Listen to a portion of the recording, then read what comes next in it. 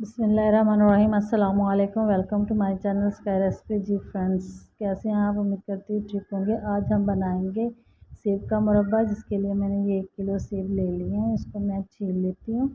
ऊपर वाला जो छिलका है आपने इसका उतार लेना है, बिल्कुल अच्छे से छिलका उतार लें इसका। ये देखें ऐसे।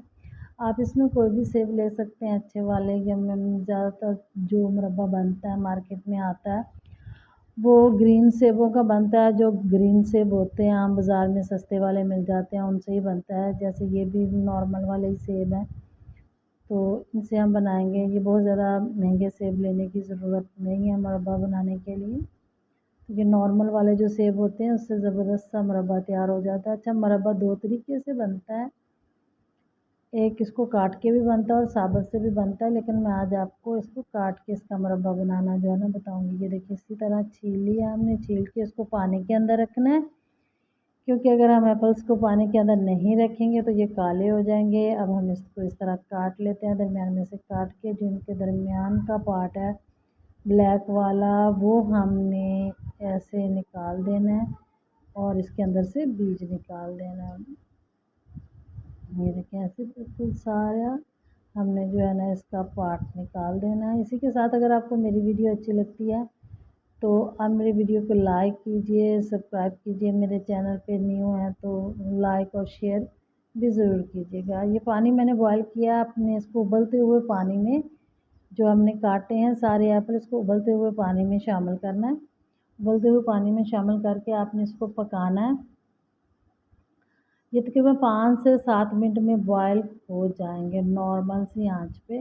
अब हम इसको चेक कर लेते हैं। ये इसको तकरीबन 75% जो है ना हमने इस पर कुक कर देना है, और ज़्यादा कुक नहीं करना, क्योंकि ये जब हम चीनी का शीरा तैयार करेंगे तो उसके अंदर भी ये थोड़े नरम होंगे।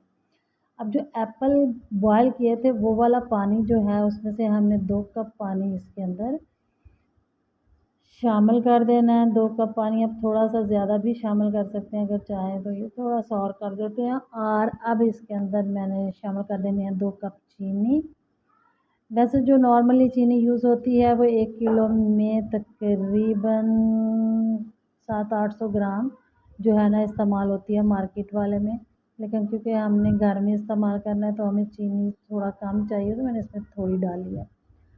और ये जो इलायची है 3 से 4 अदर इलायची इसके अंदर शामिल कर देंगे। हमने चीनी की कोई चाश वगैरह नहीं बनानी इसकी, शीरा सिर्फ बनाना है। चीनी मेल्ट हो गई है, ये देखिए। मेल्ट होते सार ही हमने इसमें एप्पल शामिल कर देने हैं। एप्पल शामिल करने के बाद हम इसको पकाएंगे अच्छे से। इस टाइम पे भी ये जो है ना वो 4 से 5 मिनट में तकरीबन तैयार होगा। इसका तैयार होने का ये है कि आपको खुद अंदाज़ा हो जाएगा कि ये तैयार हो गया है। थोड़ा-सा जो हमारे चीनी की जो चाशनी है वो थिक हो जाएगी, गाढ़ी होना स्टार्ट हो जाएगी।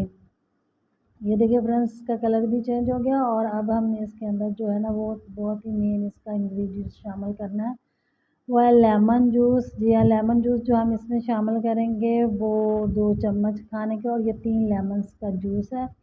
ये इसको कलर को भी बहुत अच्छा करेगा और इसको ख़राब भी नहीं होने देगा। लेमन जूस की वजह से जो है ना वो चीनी जो है ना जमेगी भी नहीं, इसका शीरा जो है ना वो जमता भी नहीं है।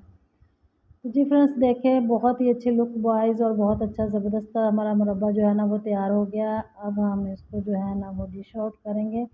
और जो आपने इसको सर्व करना है, सर्व आपने इसको ठंडा करके करना है। कोशिश करें कि ये तकरीबन 6 से 5 घंटे जो है शीरे के अंदर डिप रहें, उसके बाद इसको इस्तेमाल करें तो इसका टेस्ट बहुत ही ज़बरदस्त और बहुत ही मज़े का होने वाला है। उम्मीद करती हूँ आपको मेरी ये रेसिपी बहुत अच्छी लगेगी, और मुझे अपने कमेंट्स में ज़रूर बताइएगा कि आपको मेरी ये रेसिपी कैसी लगी है। इसी के साथ अपना रखिएगा ख्याल, मुझे दीजिए इजाज़त। अल्लाह हाफ़िज़।